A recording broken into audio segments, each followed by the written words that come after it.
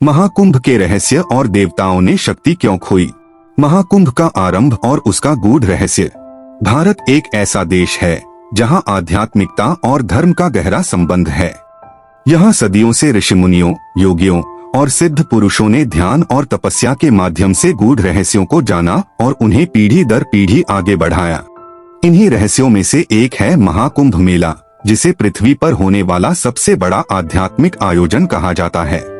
लेकिन इस महाकुंभ के पीछे कई रहस्य छिपे हुए हैं, जिनमें सबसे महत्वपूर्ण यह है कि देवताओं ने अपनी शक्ति क्यों खोई और अमृत कलश का क्या रहस्य है। इस कथा की जड़ें समुद्र मंथन से जुड़ी हुई हैं। यह वही घटना थी जहां देवताओं और असुरों ने मिलकर अमृत की प्राप्ति के लिए समुद्र का मंथन किया था। इस मंथन से 14 रत्न निकले थे, जिनमें अमृत कलश सबसे महत्वपूर्ण था। लेकिन जब अमृत प्राप्त हुआ तो असुरों ने छल से उसे हथियाने की कोशिश की। इस दौरान अमृत कलश को लेकर देवताओं और असुरों के बीच भयंकर युद्ध हुआ, जो पूरे 12 दिन और 12 रातों तक चला। इस युद्ध के दौरान अमृत की कुछ बूंदें 4 स्थानों पर गिरी: हरिद्वार, प्रयागराज, उज्जैन और नासिक। यही कारण है कि इन 4 स्थानों पर हर 12 वर्ष के अंतराल में महाकुंभ का आयोजन किया जाता है। लेकिन प्रश्न उठता है कि देवताओं ने अपनी शक्ति क्यों खोई और इस महाकुंभ का इससे क्या संबंध है।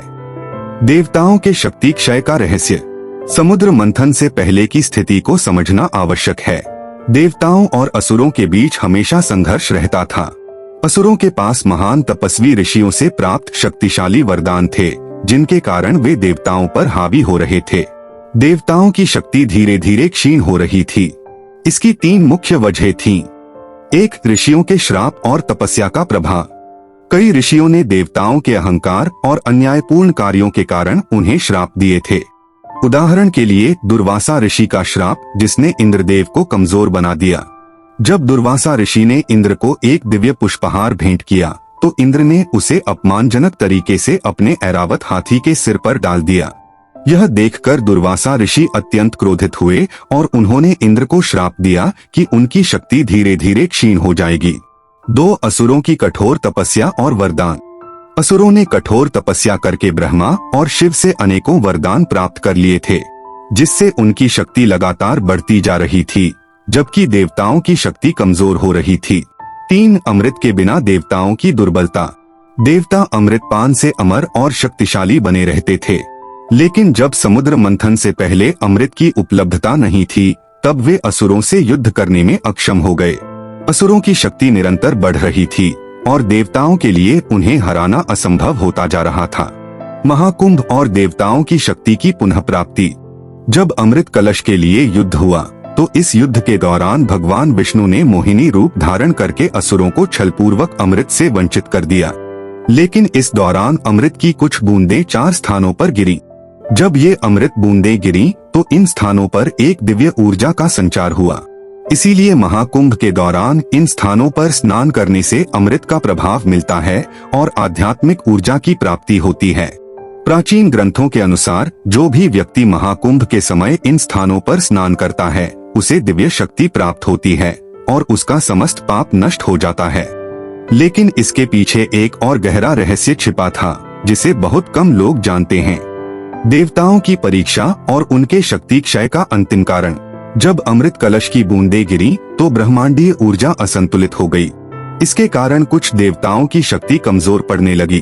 उनमें सबसे अधिक प्रभावित थे इंद्र, वरुण, अग्नि और वायु। 1. इंद्र की शक्ति क्षीण होना। इंद्र ने मोहिनी अवतार में भगवान विष्णु के निर्णय पर संदेह किया और यह सोचा कि क्या होगा अगर विष्णु असुरों को भी अमृत दे दें। इस संदेह ने उनके भीतर कमजोरी उत्पन्न कर दी और वे धीरे धीरे शक्ति खोने लगे। 2. वरुण देव का जल पर अधिकार कम होना। जब अमृत की बूंदें गिरी तो वरुण देव को लगा कि अब अमृत जल में मिल गया है और इससे जल अमरत्व को प्राप्त कर सकता है। लेकिन जैसे ही वे इस सत्य को जानने के लिए जल में प्रविष्ट हुए, उनकी शक्ति प्रभावित हो गई। 3. अग्नि देव का तेज कम होना।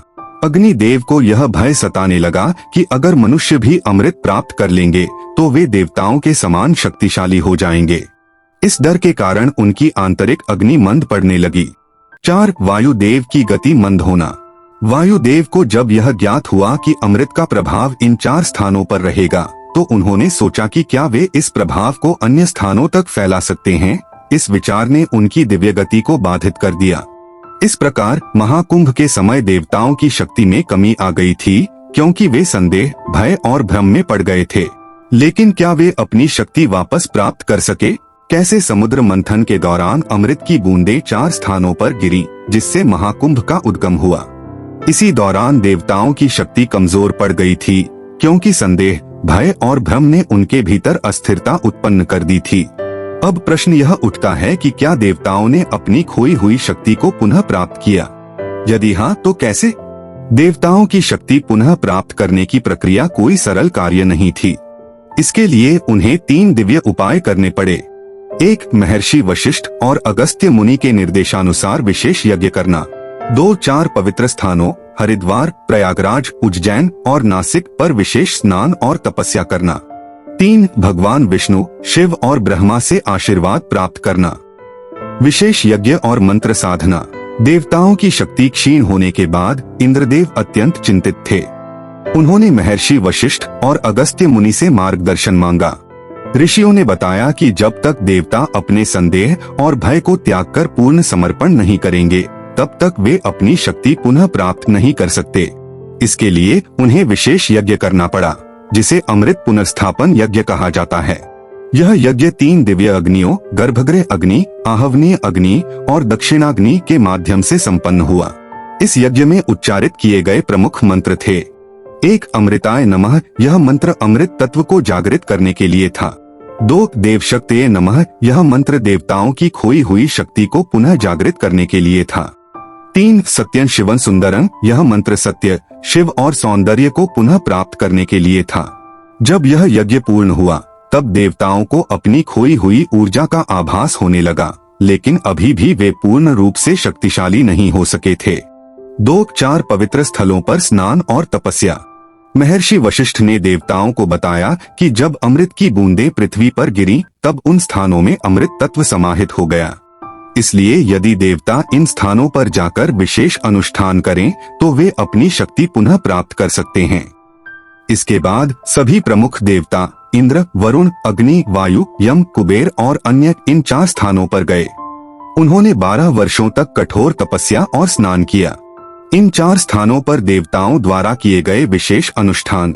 1. हरिद्वार में गंगा में दिव्य स्नान और ध्यान। इंद्रदेव ने यहाँ पवित्र गंगा जल में स्नान किया और अपने अहंकार का परित्याग किया। इस प्रक्रिया से उन्हें पुनः स्वर्गलोक का शासन करने की शक्ति प्राप्त हुई। 2. प्रयागराज में त्रिवेणी संगम में महायज्ञ। अग्निदेव ने यहाँ विशेष यज्ञ किया और अपनी दैवीय अग्नि को पुनः जागृत किया। इससे उन्हें संपूर्ण ब्रह्मांड में अपनी ऊर्जा का पुनर्संचार करने की शक्ति प्राप्त हुई। 3. उज्जैन में महाकालेश्वर मंदिर में तपस्या। वरुण देव ने यहाँ भगवान शिव की उपासना की और जल तत्व का संतुलन पुनः स्थापित किया। इससे उन्हें समुद्रों और नदियों पर पुनः अधिकार प्राप्त हुआ। 4. नासिक में गोदावरी नदी के तट पर ध्यान और योग। वायुदेव ने यहाँ योग और ध्यान द्वारा अपनी गति और शक्ति को पुनः प्राप्त किया। इससे उन्हें दुनिया में पुनः प्राणवायु प्रदान करने की शक्ति प्राप्त हुई। 3. भगवान विष्णु, शिव और ब्रह्मा से आशीर्वाद।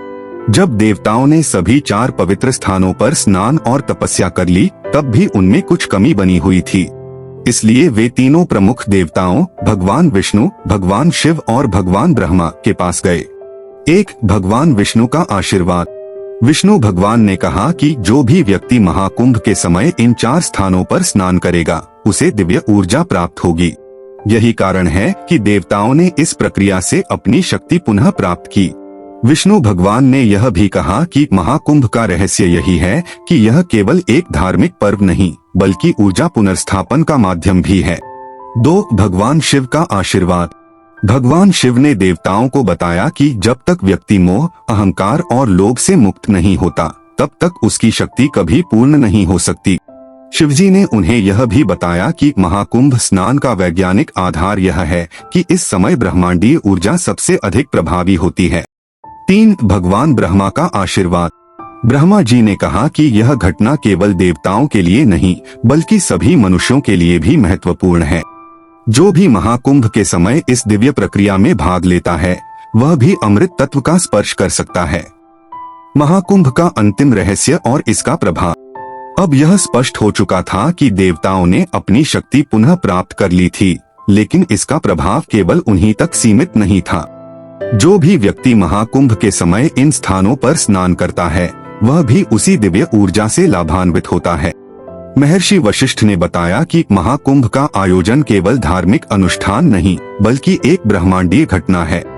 इस समय सूर्य, चंद्रमा और बृहस्पति एक विशेष स्थिति में होते हैं, जिससे ब्रह्मांडीय ऊर्जा अधिकतम होती है। 2 महाकुंभ के समय जल में अमृत तत्व की ऊर्जा सक्रिय हो जाती है, जिससे स्नान करने वाला व्यक्ति आध्यात्मिक रूप से शुद्ध हो जाता है। 3 इस दौरान किए गए मंत्र जाप और ध्यान सामान्य दिनों की तुलना में कई गुना अधिक प्रभावी होते हैं। इस प्रकार महाकुंभ केवल एक मेला नहीं, बल्कि ब्रह्मांडीय ऊर्जा का पुनर्संचार है। देवताओं ने अपनी खोई हुई शक्ति को प्राप्त करने के लिए जो प्रक्रिया अपनाई, वही आज भी इस महाकुंभ के माध्यम से जारी है। जो भी व्यक्ति महाकुंभ के दौरान स्नान करता है और ध्यान करता है, वह स्वयं भी दिव्य ऊर्जा प्राप्त करता है और अपने आध्यात्मिक जीवन को ऊंचाई पर ले जा सकता है।